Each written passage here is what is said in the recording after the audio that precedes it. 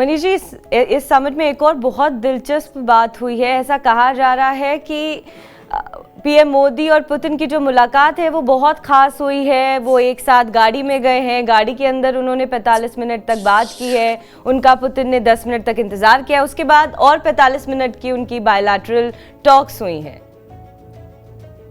बिल्कुल, देखिए, मैं तो कहता हूं कि एक पत्रकार के तौर पर हम कभी भी बहुत रोमांटिसिज्म में नहीं जाते हैं, लेकिन कई ऐसे मौके आते हैं जो आपको वाकई में कई बार विस्मित कर देता है कि अरे ये क्या हो रहा है। अब आप सोचिए कि अमेरिका के राष्ट्रपति डोनाल्ड ट्रंप जब दोबारा राष्ट्रपति बने तो उसके बाद से बीते 8 महीने के दरमियान उन्होंने कम से कम कई दर्जन बार ये कहा कि मैं पुतिन से मिलना चाहता हूं, मैं पुतिन से मिलना चाहता हूं।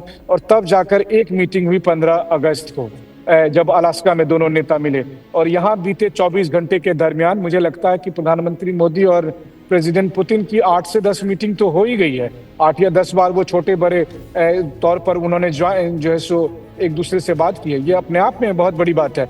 तो उसमें से कुछ जाहिर है कि सबके लिए ये हैरान कर देने वाली बात थी जब जैसे ही हुआ यूं कि हम लोग यहाँ मौजूद थे, और अभी भी मैं उसी वेन्यू पर हूँ जिस वेन्यू में यहाँ पर प्रधानमंत्री मोदी थे, प्रेसिडेंट पुतिन थे। और जैसे ही समिट खत्म हुआ और उसके बाद सभी राष्ट्राध्यक्ष अपने अपने गाड़ी से अपने अपने काफिले में आगे बढ़ते, और उसके बाद का अगला कार्यक्रम था जहां पर प्रधानमंत्री मोदी और प्रेसिडेंट पुतिन की एक बायलैटरल मीटिंग थी। तो प्लान ये था, जो सिक्योरिटी का प्लान था वो ये था कि दोनों नेता अपनी अपनी गाड़ी से जाएंगे और फिर वहां पहुंचेंगे और फिर वहां पर मीटिंग शुरू होगी। लेकिन हुआ ये कि जैसे ही यहाँ से मीटिंग खत्म हुई और उसके बाद फिर पुतिन और मोदी दोनों साथ साथ निकले, और उसके बाद फिर दोनों एक ही गाड़ी में, राष्ट्रपति पुतिन की ही गाड़ी में प्रधानमंत्री मोदी भी बैठे और फिर यहाँ से चले।